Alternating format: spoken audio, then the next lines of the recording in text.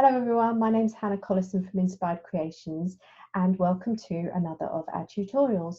This time we're going to be learning how to make hydrangea flowers. Here is a picture of the project itself, and if you would like to join along with the lesson, this is the kit that you need.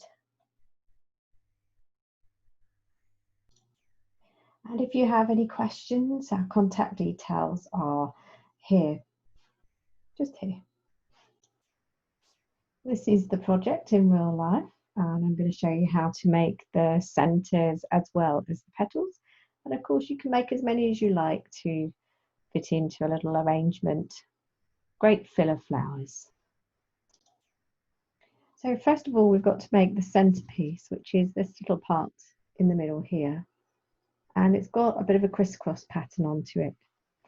So we're going to use a third cut 28 gauge wire and a ball of sugar flower paste, which I've coloured very slightly with a little bit of ice blue, just to get a pale blue shade. They come in pink as well as green, so you can leave your paste white or give it a colour depending on what you prefer. This is about 1/2 centimetre in diameter, so we're keeping the ball quite small, like a pip, and then just give it a little warm up to make sure it's nice and crack free. Take a pair of angled tweezers and just turn over the tip end of the wire so that you have a small hook, and scraping most of the excess glue off your glue brush, give it a little bit of glue just at the very end to help it sit on. Push the ball of paste onto the hook and pinch the paste closed at the base. We're going to take this off in a moment, so it doesn't matter what this looks like. At the moment, it will probably look a bit like a matchstick head. Take a cutting wheel, using the large end, support the ball shape and cut a crisscross in the top. Drawing across, turn it 90 degrees and draw across the other way.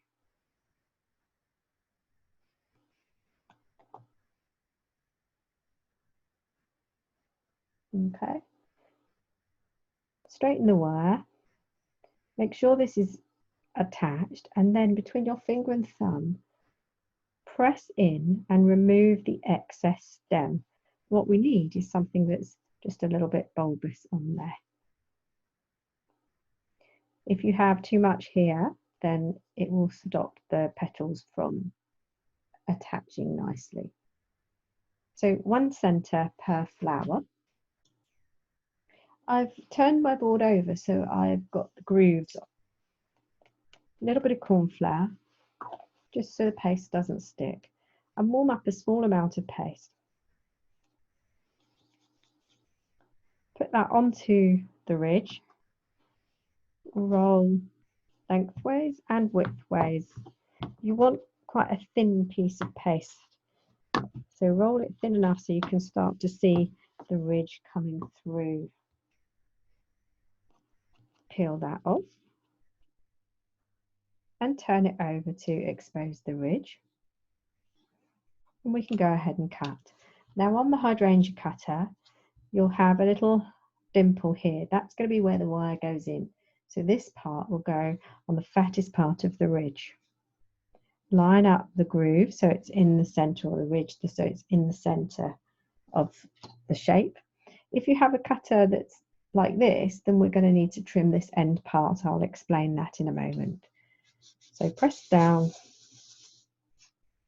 pull the excess paste from around, that can go back in your bag. And then if you just carefully rub around the outside edge, that will make all the furry bits come away, and remove the cutter shape from your cutter. Okay, if you have this part here, we need to trim the paste with a pair of scissors, just so that it's a little bit more rounded. Otherwise, this sharp square end will give you a bit of trouble when you try to put the flower together. We need to insert a 28 gauge wire, cut into 3. Position the straight end of the wire into the center of the ridge you've created. Press firmly between the palms of between your finger and thumb, and follow the end of the wire up to the end of the paste. This has gone in to about here, so about 2 millimeters from the top. And then we're ready to vein. So I'm using an Alderval or the Squire's Kitchen Hydrangea veiner. Both will be effective, Hydrangea petal veiner, or you could use the poppy veiner. And if you're using the poppy veiner, you would work on the side. Take the ridge part into the recessed part of the veiner. That's going to be the back. And then sandwich the front petal veiner on top. Press quite firmly and then release to reveal the texture. To finish the preparation of the petal, put it onto your foam pad and then use the big end of the bone modelling tool, this part of the tool, just part way on and part way off so you can thin the edges. You should only have to go around once. Pick the shape up and this part here, put your finger and thumb just on top of the sides and just curl it back a little bit and up. And then between your finger and thumb, we want to bend the petal slightly forward, or you could bend it backwards, entirely up to you, depending on how open you want your overall flower to be. And just emphasize the frilling that you did with the bone modelling tool earlier. Okay, so this part here is the front. You would make 4 petals per flower. Once you've made all the components of the flower, so 1 centre, 4 petals, however many flowers you would like, then we can colour. You can colour whilst the paste is still a little bit wet or when it's fully dry. To make the purpley shades on my little spray here, I've used a mixture of bluebell, plum and African violet.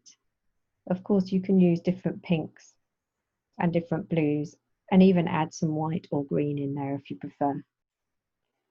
Starting with the centre, I just want to take a little bit of the blue shade, work it onto my spare tissue so that I have got more of a blusher effect than loose petal dust, and then I can colour. This could be coloured yellow, moss green, lemon yellow, so kind of a limey colour if you prefer, or you can have it a little bit bluey white like I'm going to have. And then colour the petals. So again, take a little bit of the blue colouring, catch the edge, so draw from the edge inwards.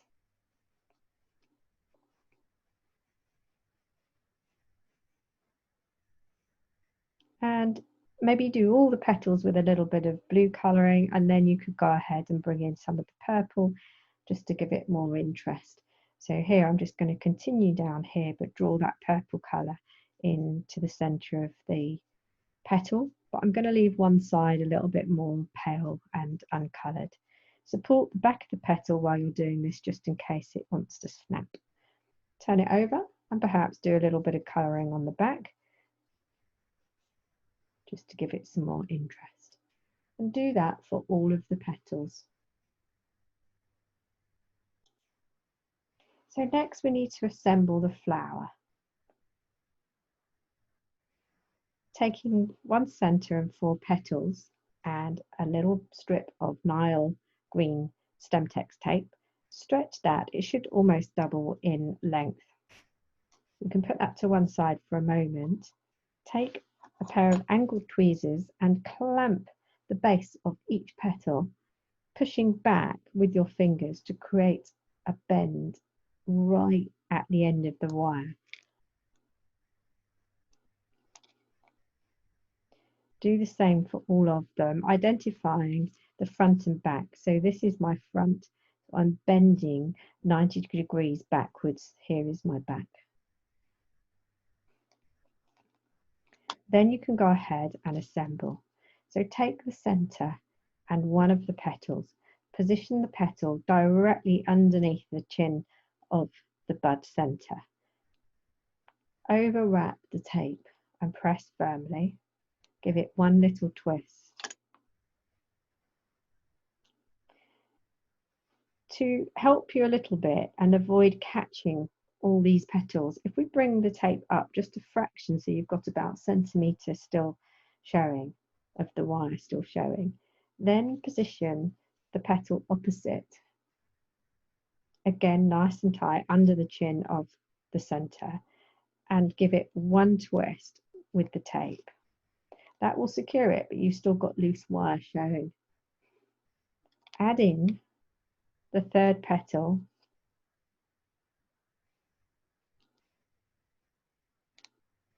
and then add in the fourth petal. Just hold on to all the wires because they're likely to slide around. Again, nice and tight. So at this point, you should be happy with all the taping in. So have a look to see where the highest point of the tape is at the back.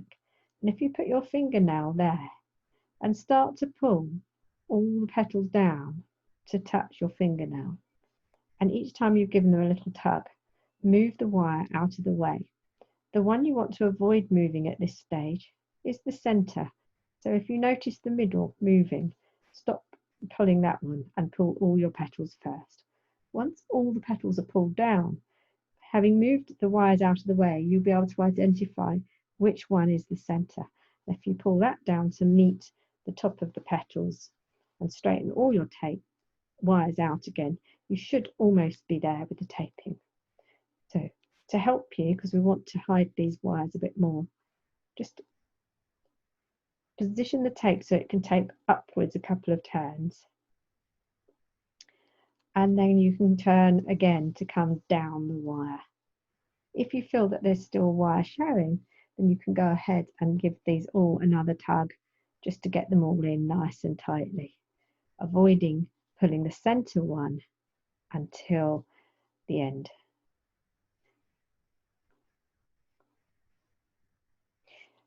Try not to pull too hard on the middle because it might make the centre come off the wire. And then take all the way down.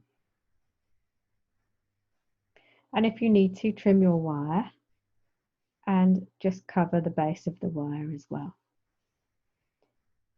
And these can just then be positioned. And once you've done that, probably at about 1.5 inches, I'm going to make a little bend. And I can bring my second flower in and do the same. Take a piece of Stemtex tape, give that a good old stretch again, and then you can position the two flowers together. I like to be able to pull mine in so that we can get them nice and close. And where you've got both stems joining, which will be starting at the bend you've just made, you can go ahead and take those down.